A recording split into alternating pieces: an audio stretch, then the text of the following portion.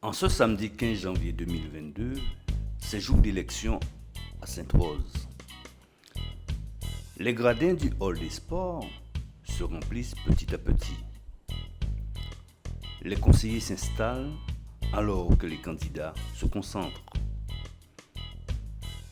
Bien entendu, la bonne humeur naturelle de certains se devine derrière les masques. De même, les ténors sont de sortie et s'assoient confortablement.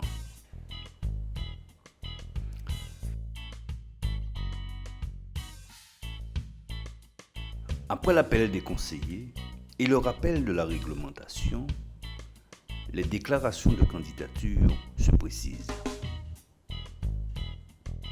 Il y a deux candidats à l'élection de maire de la commune de Sainte-Rose. Monsieur Adrien Baron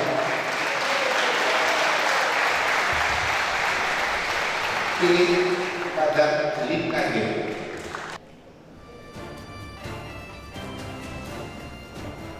Alors, Monsieur Baron Adrien, à voter. À voter.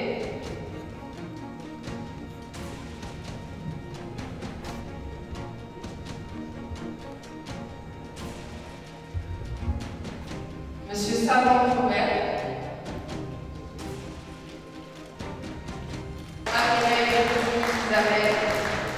Les opérations de vote se déroulèrent dans le calme sous les applaudissements du public. Après le décompte et le dépouillement, où le suspense atteignit parfois son paroxysme, le public se mit à applaudir. Dès le dépouillement du 17e bulletin, en faveur du nouveau maire Adrien Baron. Monsieur Adrien Baron.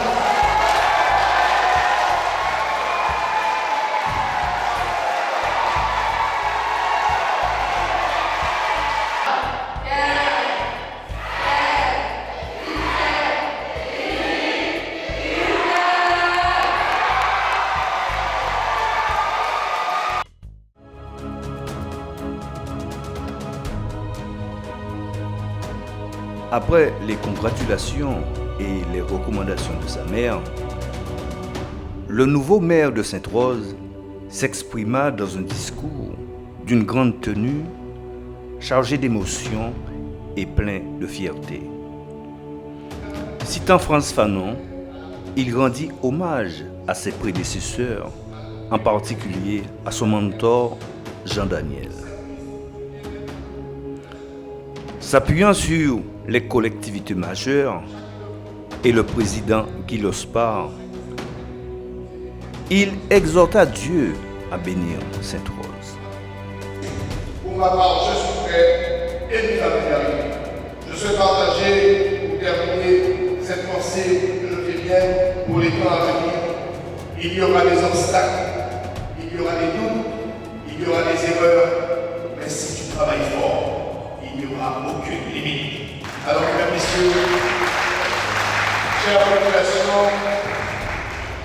cheminons ensemble pour notre ville, rassemblés, réconciliés, renforcés dans une Guadeloupe toujours fraternelle, toujours solidaire, dans une Guadeloupe qui pense Guadeloupe et qui agit Guadeloupe. Un pays Guadeloupe qui continue d'avancer avec un œil bienveillant sur cette cause. Au travail, force et courage à notre équipe et que Dieu bénisse. Sous le regard de Après cette élection, méritée et saluée comme il se doit, les dossiers brûlants ne manquent pas. D'ailleurs, pour qu'augmentation d'impôts ne succède indéfiniment à des déficits, il convient d'envisager de nouvelles recettes. 3 zones ont donc retenu toute notre attention. La zone de Nolivier, où une pépinière d'entreprise était attendue, reste une zone inachevée où des aires médicales constituera espace inoccupé. Si le projet de contournement de la Boucan a pour objectif la fluidification du trafic, il ne doit pas pour autant ouvrir les voies à l'enrichissement des entreprises du trio Bemao, Abim, Petit-Bourg. Ceci au détriment de cette zone. Cependant, un projet d'envergure nationale, voire européenne, où incitation fiscale et investissement privé pourraient permettre à la zone de Nolivier d'émerger et ainsi donner une raison d'exister à Pôle emploi Sainte-Rose.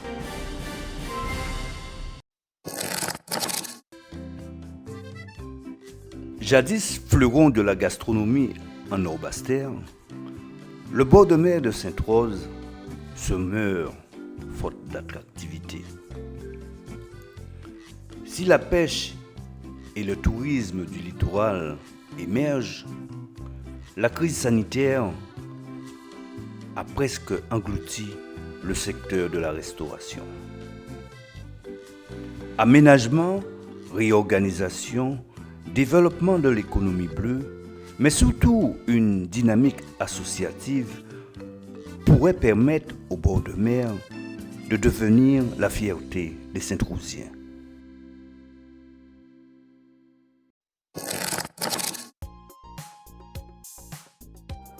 La part de rêve est ce qui paraît impossible aujourd'hui, mais qui finit par se réaliser.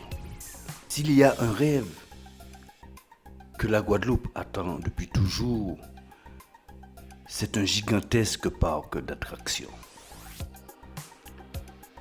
S'il y a un endroit